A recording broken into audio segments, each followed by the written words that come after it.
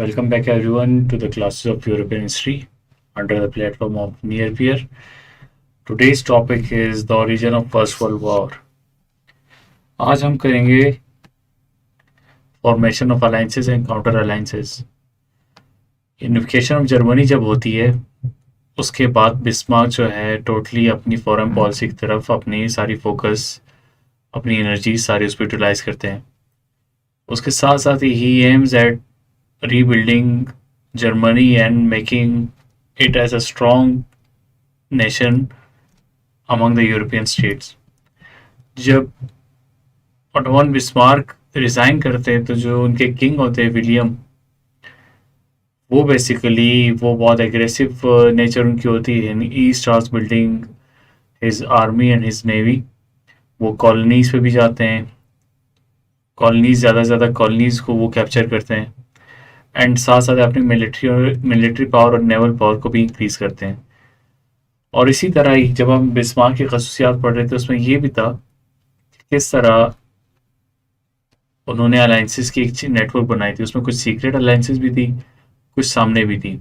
और जब तक बिस्मार्क थे तो उनके दुश्मन बहुत कम थे। सिर्फ फ्रांस था, उसको भी वो कहीं ना कहीं तरीके से कंट्रोल कर रहे थे। ग्रेट ब्रिटेन को भी उसने सस्टेन किया हुआ था। फुल फ्लैज एनिमोसिटी उनके किसी स्टेट के साथ जर्मनी की नहीं थी।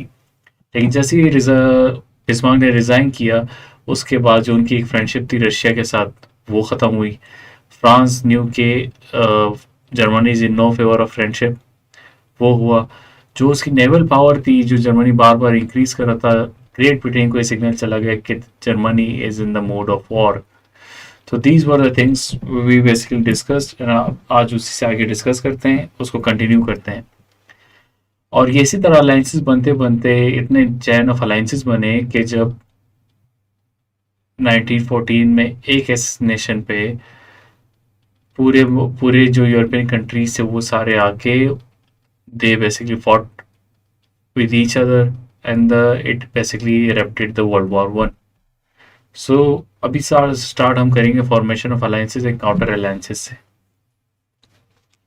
सबसे पहले थी ड्यूअल अलायंस बनाई थी फ्रांस एंड रशिया ने, क्योंकि किसको चेक करने के लिए 1893 में एक अलायंस बनाई थी जर्मनी, ऑस्ट्रिया एंड इटली ने। वो ये थी कि अगर इन तीनों को कोई मुल्क काउंटर करेगा, अटैक करेगा, तो ये तीनों उसकी हेल्प को जाएंगे।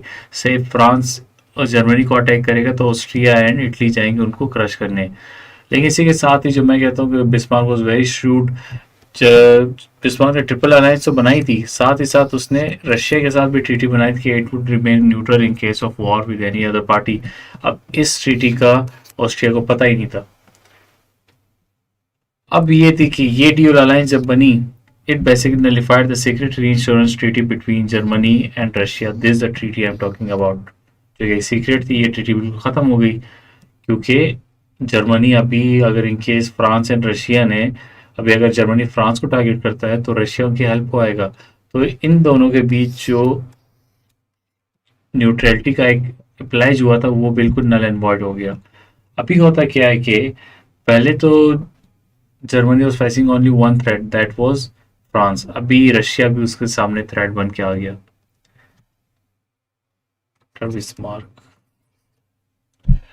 Bismarck was relatively pro Russia. उसकी पॉलिसीज डायरेक्टली रशिया को हिट नहीं करती थी, लेकिन जब वो चला गया उसके बाद रशियन लीडरशिप न्यू कि Germany is no favour of friendship and उसने आगे जाके लड़ाई करनी है हमसे।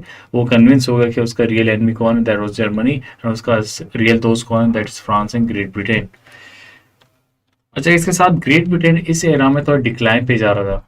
अब जब बिस्मार्क ने यूनिफिकेशन ऑफ जर्मनी जब हुई, फ्रांस उसने उसके लोवेस्ट एक स्टेटस तक पहुंचा दिया, उनसे अल्सेज एंड लोरिन ले ली।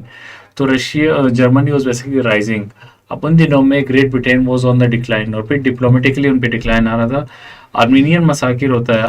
कांग्रेस ऑफ बर्लिन 1878 में जो कि ओटोमन एम्पायर होती वो फिर वो वॉर है, उससे पहले भी एक तरह से जो वॉर होती है इसी बेसिस पे ही होती है कि जो आर्मेनियन मसाकिर होता है उसके बाद ही वो वॉर होती है। फिर उसमें तुर्की इज डिफीटेड।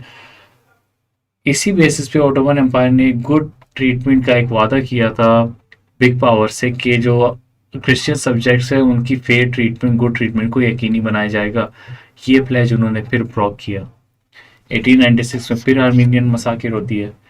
ब्रिटेन को इस बार इतना गुस्सा आता है, उनके जो लीडर होते हैं वो दे वर consider relatively Sen minded in a वे कि वो पीसफुल तरीके से बात करते थे, वो ज़्यादा आर्म यूज़ पे वो बहुत कम जाते थे। लेकिन उस बार उन्होंने भी कहा कि they Ottoman should be punished for violating the good conduct it pledge in 1876। लेकिन इस बात को अदर पावर्स ने इग्नोर किया।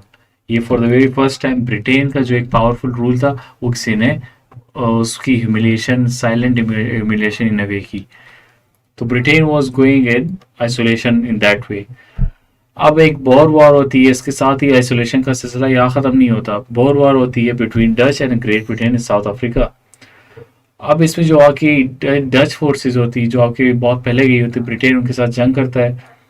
And this war basically between British empire and two independent Boer states and the southern republic, जिसे republic of Transvaal भी कहते हैं, Orange Free State, over the empire's influence in the South Africa. अब Great Britain चाहता था कि south Africa में उनकी इन्फ्लुएंस बढ़े, उनको रेजिस्ट किया जो वहाँ पे स्टेट्स थी। These were the South African Republic and the Orange Free State. These were the states dominate there. उन लोगों ने उनको resist किया and they defeated the Great Britain. अब जर्मनी ने अपनी moral support दी इन दो states को against the Britain, और ये सिग्नल भी गया उनके पास कि ब्रिटेन बेसिकली इज ब्रिटेन को ये सिग्नल भी गया कि Germany is aiming to replace it. अब इसी के साथ साथ ही जर्मनी अपनी इंक्रीज भी बढ़ाता जा रहा, अपनी एक्सपेंसेस भी बढ़ाता जा रहा था मिलिट्री एक्सपेंडिचर पे। अपनी स्पेंडिंग वो मिलिट्री इन्हेंस करने और नेवी को बिल्डअप करने में ज़्यादा से ज़्यादा वो इन्वेस्टमेंट कर रहा था। अब उन दिनों में जो मेजर पावर का एक फैक्टर होता है जो डिसाइड करता है कि कौन सी कंट्री कितनी पावरफुल है, वो नेवल माइट थी। जैसे आजकल यू में से कि arm, nuclear arm is basically the factor को डिसाइड करता है कि who is a more powerful. इसी तरह उन दिनों में नेवल पावर सबसे इंपॉर्टेंट फैक्टर थी to understand the power of a country. तो Britain had that arm, that power of navy, powerful navy थी उनके पास। लेकिन जर्मनी जो था वो अपनी नेवी को पे स्पेंडिंग बढ़ा रहा था, स्ट्रेंथन कर रहा था। तो ये भी ब्रिटेन को एक सिग्नल जा रहा था कि Germany is trying to replace it. अब इस पे there were few issues. Alliances क्यों बन रहे थे, काउंटर अलायंसेस क्यों? क्योंकि इंटरेस्ट के एक दूसरे के साथ डिफरेंसेस आ रहे थे। फ्रांस और ब्रिटेन को एक दूसरे से क्या डिफरेंस थे? फ्रांस और ब्रिटेन को डिफरेंसेस थे कंट्रोल ऑफ इजिप्ट पे कि इजिप्ट किसके कंट्रोल में रहेगा। फ्रांस या इटली को थी, और ट्यूनिस। इटली के क्लेम करता था ट्यूनिस को जो कंट्रोल था बेसिकली फ्रांस के। ग्रेट ब्रिटेन और जर्मनी जो है वो ईस्ट अफ्रीका में जो कॉलोनीज थी उनके ऊपर उनकी आई थी। तो इसीलिए these were differences among different powers of the Europe. अब इसके अलावा फार ईस्ट में भी आपकी बेसिकली एक कंपटीशन चल रही थी। उसमें ये थी कि चाइना जापान, इसमें ये था कि China Japan great occupation colonisation का सिलसिला सिर्फ आपकी ईस्ट अफ्रीका तक नहीं था, वो आपके ईस्ट जो फार ईस्ट में था वहाँ तक भी था। जापान ने आई की भी थी बेसिकली ऑन चाइना कि वो मंचूरिया स्टेट्स, कोरिया पे उसकी एम्स थी। ग्रेट ब्रिटेन ने फिजी आइलैंड को कब्जा किया हुआ था। जर्मनी और अमेरिका ने जो समो आइलैंड थी उन पे कब्जा किया हुआ था, उनको डिवाइड किया हुआ था। अपना new Guyana was control by Germany in 1884। तो कॉलोनाइजेशन की एक रेस चल रही थी और हर कोई ज़्यादा से ज़्यादा अपने नए से नए आइलैंड को अपने अंडर ला रहा था ताकि एक जो रॉ मटेरियल है उसका इजी एक्सेस आ जाए मदर कंट्री के पास। अब इसके पास रशिया ने बेसिकली एम की थी, उन्होंने ट्रांस साइबेरियन रेलवे बनाई थी, अपनी एक बनाई, एक बहुत बड़ी रेलवे एक उन्होंने बनाई जिसका कंट्रोल वो दे रहे थे, एंड तक जा रहे थे रीच करने के नॉर्थ चाइनीज मार्केट तक। अब नॉर्थ चाइनीज मार्केट में जो इंटरेस्ट है वो जापान के भी थे। अब यहाँ पे रशिया एंड जापान की कोलिजन आ रही थी, कोलिजन ऑफ इंटरेस्ट। इसी के दौरान ब्रिटेन सेंस दैट के रशिया के साथ मेरे इश्यूज है फार ईस्ट पे, far east and in the waters, तो क्यों ना मैं किसी के साथ अलायंस बनाऊं। ग्रेट ब्रिटेन ने ये सोचा जो रशिया को उधर ही टैकल कर सके। तो Japan was an natural ally for him and Anglo Japanese alliance बनती है between Japan and Great Britain. इसमें ये कहा जाता है कि any attack on them in far east will be deal collectively. तो अगर रशिया फ्रांस से लड़ेगा उसका मतलब ये है कि वो जापान से भी वो, आई बेग योर पार्डन, अगर रशिया जापान से लड़ेगा तो इसका मतलब ये है कि वो ग्रेट ग्रेट ब्रिटेन से भी लड़ेगा। अच्छा, इसमें एक थोड़ी साइड इंफॉर्मेशन है। जापान ने 50 साल के दौरान अपनी मिलिट्री माइट को इतना मॉडर्नाइज किया कि जिसकी मिसाल नहीं मिलती। 1850 तक जापान की आर्मी एरोज एंड बोस के ऊपर बेसिकली डिपेंडेंट थी, लेकिन उन लोगों ने 1850 के बाद एक रेवोल्यूशन आया जिसमें उन लोगों ने German model of constitution adopt किया, अपनी आर्मी को मॉडर्न लाइन्स पे इक्विप किया और अगेन जर्मनी ने उनकी हेल्प की। इकोनॉमिकली भी वो शिफ्ट हुए from feudalism to capitalism and from monarchy to loose monarchy. There it is, ये जर्मन मॉडल था, उसमें लूज मोनार्की थी। To loose from bows and arrows to rifle and field guns. अब एक वॉर होती है रशिया जापान वॉर। इसमें war किस चीज़ पे होती है? और imperial ambitions in Manchuria and Korea. इसमें मंचूरिया पे जापान भी अपने कंट्रोल कर रहा होता है, वहाँ से रशिया ने अपनी ट्रांस साइबेरियन रेलवे बनाई ताकि नॉर्थ चाइनीज मार्केट को एक्सेस कर सके। इसी बेसिस पे आपकी जो है इन दोनों की जंग चढ़ती है और जापान बेसिकली ये वॉर में मेजर विंस जापान के पास आती है। इसके बाद जापान जो है basically becomes the Great Britain's best friend in a way. इसके बाद फ्रांस और इंग्लैंड की एक ट्रीटी होती है एंग्लो फ्रेंच एंटेंट के नाम से। It was basically not a treaty but in a way to express support to help each other if anyone is attacked. अब ये it was again a secret arrangement. इसमें ये डील होती है कि France would recognise British occupation in Egypt. अब पहले जब मैंने कहा था कि ब्रिटेन क्लेम करता था इजिप्ट पे, जिसे फ्रांस कहता था, फ्रांस ऑब्जेक्टेड, लेकिन इस बार फ्रांस कहता है कि France will accept the British occupation of Egypt. In return Britain would support the French claims in Morocco.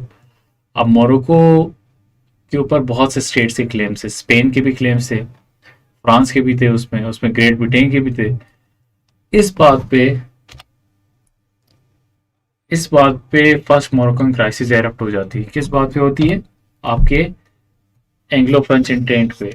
उसका मेन मकसद ये होता है, ये जब ब्रिटेन एक्सेप्ट कर लेता है कि French claims in Morocco, this thing angers Germany. Kaiser जो है वो कहता है कि दिस इज अ वायलेशन। उनको पता चल जाता है सीक्रेट क्लॉसेस जो कॉर्डियल इंटेंट होती है, मैंने पीछे आपको कहा, between great Britain and France. इसके साथ ही वो बेसिकली कॉन्फ्रेंस बुलाते हैं, अल्जेसिरास कॉन्फ्रेंस, और इस यहाँ से बेसिकली स्टार्ट होता है आपका फर्स्ट मोरक्कन क्राइसिस। मोरक्को का है, Morocco is basically in north Africa. It is neither Arab purely neither western. ये एक मिक्सचर टाइप एक बना हुआ है। आपको हर एक तरह का test, if you read about it you will find it. इसमें अल्जेसिरा कॉन्फ्रेंस में क्या होता है? It was the conference of the great European powers and the US held at Algeciras, Spain to discuss France relation to the government of Morocco. इसमें फैसला ये होता है कि फ्रांस एंड स्पेन को पुलिसिंग राइट्स दी जाती है मोरक्को की, और जर्मनी जो है वो ग्रेट ब्रिटेन, फ्रांस, स्पेन के साथ स्टेट बैंक ऑफ मोरक्को में equal rights, equal powers use करेगा। तो ये चीजें क्लियर हो जाती है और फर्स्ट मोरक्कन क्राइसिस खत्म हो जाती है। इसके बाद एक और चीज ये होती है कि एंग्लो रशियन एग्रीमेंट होती है in the formation of triple entente. और जैसे मैंने पहले कहा था कि रशिया सेंस स्टेट के Germany is no longer its friend. Bismarck के होते हैं वो थोड़ी बहुत सपोर्ट में होते हैं कि आपकी जो जर्मनी है it has some friendly ambitions toward Russia, लेकिन बिस्मार्क के जाने के बाद वो कम्प्लीटली खत्म हो जाती है। इसमें क्या करता है, अब ये एक इंटेंट बनती है। पिछले मोरक्कन क्राइसिस में हमने ये देखा, मोरक्कन क्राइसिस से पहले जो एक कॉर्डियल इंटेंट बनती है between France and Great Britain, उसमें जो फ्रांस एंड ग्रेट ब्रिटेन की डिफरेंसेस थी और द कंट्रोल ऑफ इजिप्ट, वो खत्म हो जाती है। France admits the British control of Egypt. फिर ब्रिटेन अगेन मोरक्कन में फ्रांस का साथ देते, तो France and Britain become friends. अब मसला यहाँ पे सिर्फ ये ब्रिटेन और रशिया का मसला है। अब वो आप क्या क्या करते हैं, ब्रिटेन जो है वो कहता है कि ठीक है, I will not basically harm you in far east. वो बोलता है आप जानो, आपका काम जाने, मैं वहाँ पे आपको तंग नहीं करूंगा। Britain plays this its card very shrewdly, क्योंकि उसे पता है कि जापान इज देयर, वो इसको ज़्यादा गेंस करने नहीं देगा जो कि ब्रिटिश इंटरेस्ट को हार्म करेंगे। तो ये अच्छा एक कार्ड प्ले करता है ग्रेट ब्रिटेन। इस तरह आपके ग्रेट ब्रिटेन और रशिया की राइवलरी भी ख़त्म हो जाती है। और हम देखते हैं कि अब तीनों had only one enemy, that is Germany. क्या बताता है, चलो फ्रांस को जर्मनी से क्या मसाइल है। हमने पढ़ा 1870 में यूनिफिकेशन ऑफ जर्मनी में अल्सेज एंड लोरीन जो है, जो इंडस्ट्रियल हब है इन अ वे, वो जर्मनी वापस ले लेता है फ्रांस से। फिर बहुत हैवी पेनल्टीज इम्पोज करता है on France. France due to sense of resentment और नेशनलिज्म उस पर हाई होती है, इमोशंस हाई होते हैं।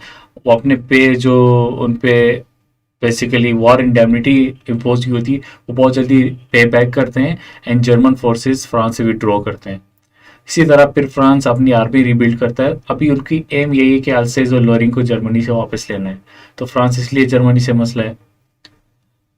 ब्रिटेन इसीलिए आपका ब्रिटेन जो जर्मनी से करे कि उसकी नेवल पावर बहुत ज़्यादा है, उसकी नेवल पावर बहुत ज़्यादा है, वो which means Germany is aim to replace it.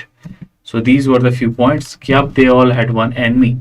और फिर जो आपके कैसार है, जो बेसिकली विलियम कैसर जर्मनी के हेड जो होते हैं, वो रशिया को भी लाइक नहीं करते सच।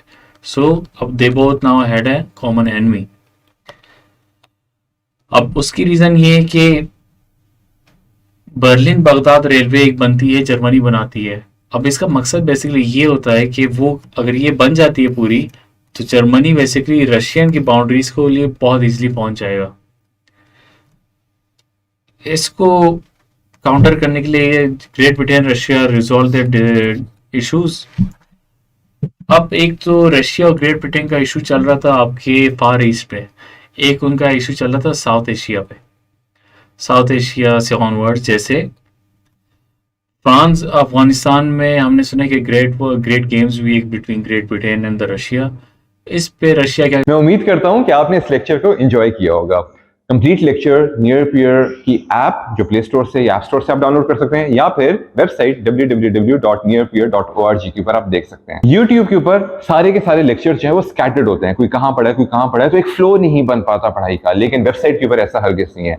तमाम के तमाम लेक्चर टीचर्स ने एक फ्लो के साथ एक ऑर्गेनाइज स्ट्रक्चर में डाले हुए हैं, और ना सिर्फ लेक्चर्स हैं बल्कि साथ में क्विजेस भी हैं, टेस्ट बैंक भी है, स्केड्यूल भी है प्रॉपर, जिसको आप फॉलो करके अपनी तैयारी को ऑप्टिमाइज कर सकते हैं।